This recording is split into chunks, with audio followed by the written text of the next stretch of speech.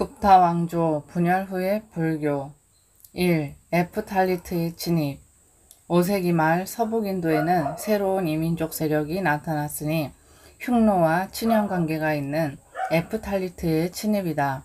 토라마나 미라굴라 2대에 걸친 에프탈리트의 활약으로 굽타 왕조는 점차 쇠퇴하기에 이르렀다.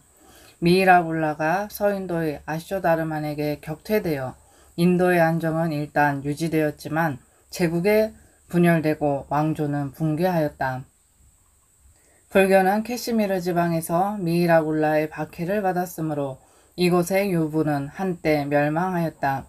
에프탈리트인들의 파불은 불교 사상에도 커다란 영향을 미쳐 말법 사상이 혼기한 원인이 되었다. 대직경의 후반, 일장분, 월장분이나 연화명경 등은 이러한 체험을 바탕으로 지어진 것으로 추정된다. 인도는 그 후 하르샤바르 다나 왕이 일시적으로 통일을 이루었을 뿐 분열 상태가 계속되어 결국 이슬람의 침입을 받게 된다. 이 같은 정치적 분열과는 달리 사회적으로는 바라문의 권위 아래 균질화가 이루어져 북인도는 시바파, 남인도는 비슈뉴파를 중심으로 하여 힌두이즘이 발전하였다. 이러한 상황에서 불교는 날란다를 근거지로 유가행파와 중관파가 서로 논쟁하여 교학을 발전시켰다. 유부, 경량부, 정량부 등도 여전히 유력한 부파로서 존재하고 있었지만 대세는 민중을 장악한 밀교에 있었다. 밀교에 대해서는 다음 장에서 설명하기로 하고 여기서는 유가행, 중관, 양파의 성세를 중심으로 고찰하기로 한다.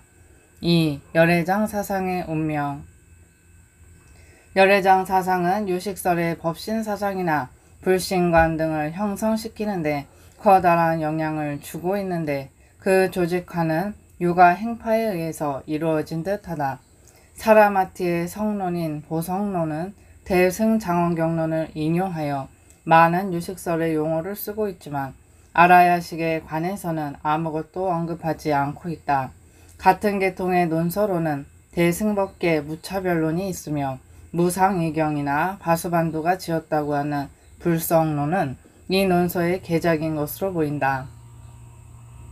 열애장 사상을 받아들이면서 열애장을 아라야식과 동일시하여 그 융합을 모색한 것이 능가경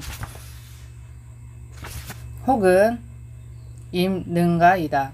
이 경은 바수반두의 저작에서도 보성론에서도 인용을 찾아볼 수 없기 때문에 그 이후의 작품인 것으로 보인다. 몇몇 부분의 소재가 상당히 오래된 것도 있는데 한역된 연대로 추정하여 보건대 5세기 초에 성립된 것으로 보인다. 이 경의 전체 기조는 유심설이다. 능가경과 같이 아라야식과 열애장을 동일시하면서 전체를 진여의 전개로 논술한 것이 대승기신론이다. 이 논서의 저자는 아스바구샤라 하지만 그것은 가타기든지 다른 사람이든지 어쨌든 2세기 무렵의 불교 시인인 아스바구샤의 작품은 아니다. 중국에서 찬술되었다는 설도 있다. 이에 대승기신론이나 불성론을 번역한 진제에는 유식설에 관한 다수의 논서를 번역하였지만 특히 열애장 사상을 중요시하였다. 따라서 어쩌면 유가행파 중에 아라야식과 열애장을 동일시하는 하나의 계통이 존재하였던 것이 아닌가 추측된다. 그러나 열애장을 아라야식과 동일시할 필요가 있었다는 사실은 이 사상이 독립성을 잃고 유식설에 흡수된 필연성을 말해주는 것이다. 3. 유가행파 바수방두 이후 유식설은 5세기, 6세기 날란다 학문의 주류를 이루어 많은 논사들을 배출하였으나 얼마 후 구나마티, 스티라마티로 대표되는 무상유식파와 디그나가, 아스바바바 계통의 유상유식파가 대립하게 되었다. 전자는 승희제 입장에 중점을 두고 아라야식의 궁극적 실제성을 부정하는 것으로 고설에 가깝다.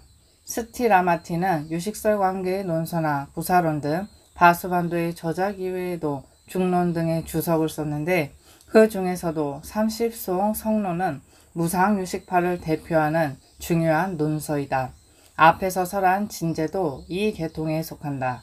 이에 반하여 후자는 이 세속의 입장에서 알아야식의 신류를 주장하고 팔식이나 마음의 속성에 대해 그 독립성을 강조한다.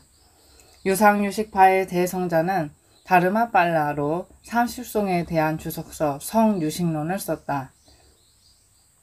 현장은 이 성유식론을 중국으로 가져가 법상종의 기반을 이루었는데 현장은 다르마빨라의 제자인 시라바드라에게 사사받았다.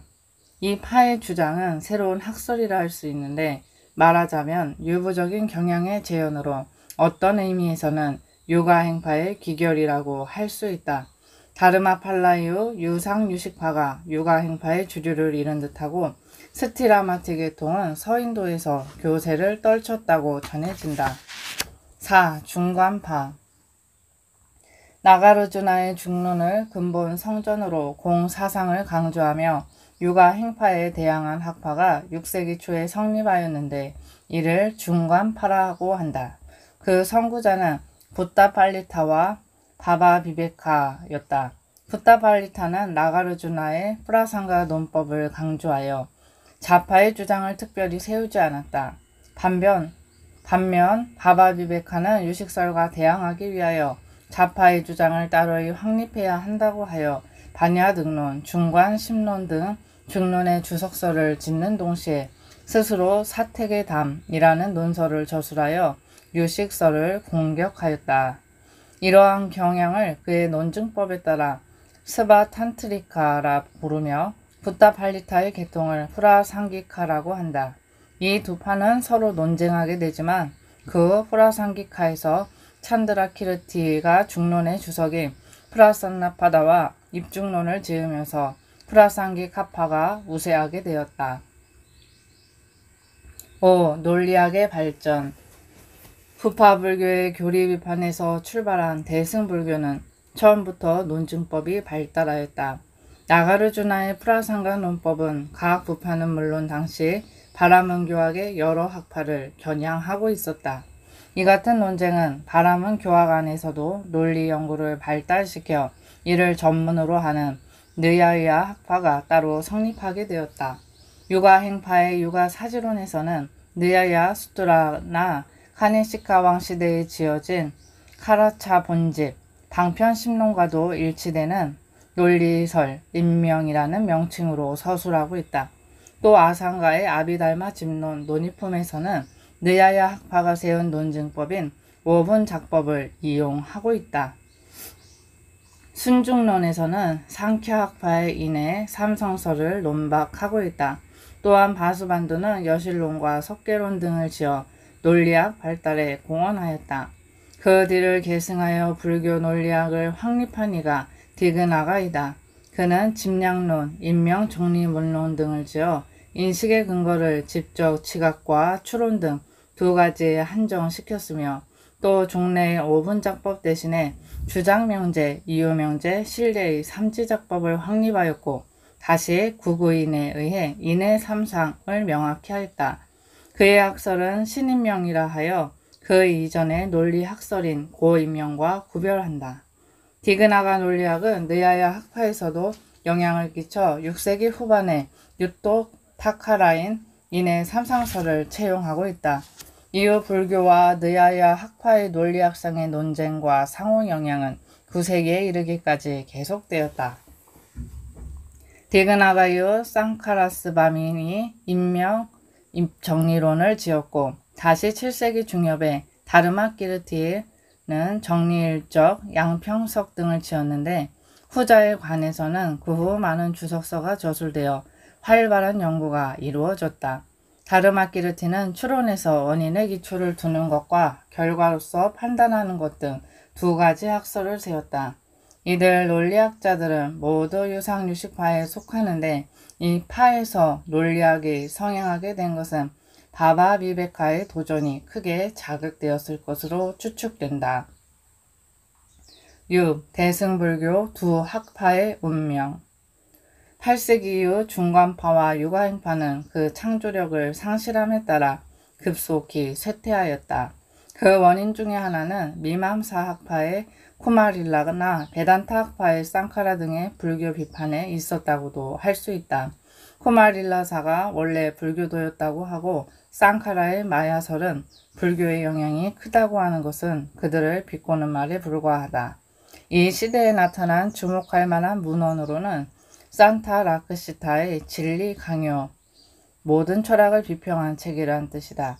산티데바의 입꼬리 행론, 대승지 보살학론, 경집론, 그리고 하리바드라의 현관 장엄 광명 등이 있다. 이 중 마지막에 현관 장엄 광명은 마이트레야가 지은 현관 장엄론의 주석서인데 그가 설한 8단계 현관의 순서에 의해 8천손 반야를 해석한 책이다. 이 같은 현관 순서로 반야경을 이해하는 것은 유가행파의 전통적인 방법이다. 이 밖에도 같은 종류의 많은 주석이 티베트에서 전역되고 있다. 이들 중 산티데바만이 중관파에 속하고 나머지 사람들은 중관, 유가행에 중간적 경향을 취하고 있으므로 때에 따라 중관, 유가행파라고도 한다. 또 이들은 동시에 밀교사였다는 사실도 이 시대의 특색을 나타내는 것으로 학파로서만 존재했던 대승불교의 실태를 보여주고 있다.